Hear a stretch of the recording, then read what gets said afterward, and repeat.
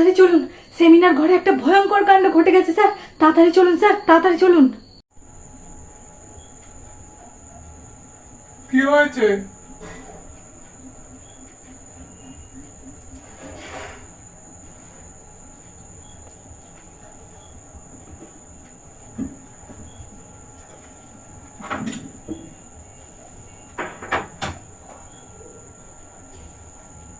কখন যাবেন স্যার? ওখানে মেয়েটাকে এইভাবে হত্যা করা হলো আর আপনি আমাকে ব্যস্ততা দেখাচ্ছেন।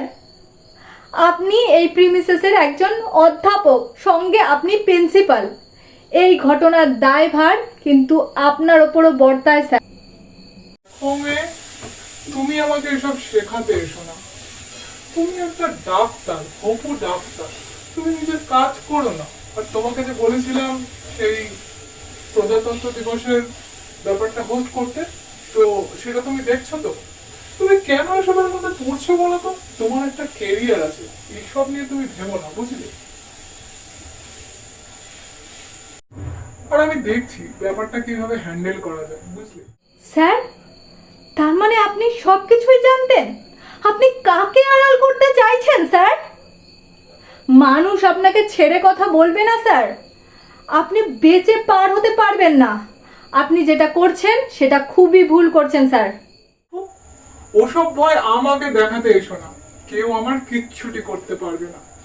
এখন মানুষ এসব বিষয় নিয়ে খুব মাতামাতি করছে, আন্দোলন হচ্ছে, কিছুদিন পরে সব ভুলে যাবে। দেখো নি নির্ভয়া কাণ্ড কি হলো।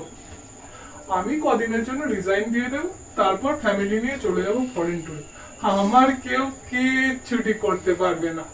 আর হ্যাঁ, তোমার ওই ইন্ডিপেন্ডেন্স ডে প্রোগ্রামে আমি হয়তো থাকতে পারবো না, তার জন্য তোমাকে আগাম শুভেচ্ছা। আপনারা আগুন নিয়ে খেলা করছেন, আর এই আগুনের আজ শুধু এই কলেজে না, পুরো ভারতবর্ষে ছড়িয়ে পড়বে। আজকে আমি চলে যাচ্ছি স্যার, কিন্তু এর বিচার মানুষ নিশ্চয়ই করবে স্যার।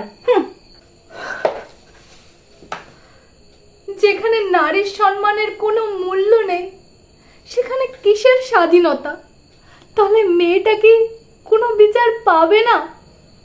আর এই সমাজ কতদিন এভাবে চুপ করে থাকবে? কতদিন আর মেয়ের রেপ হতে দেখবে, যতদিন না নিজের কারো সঙ্গে ঘটে? আর কতদিন, আর কতদিন?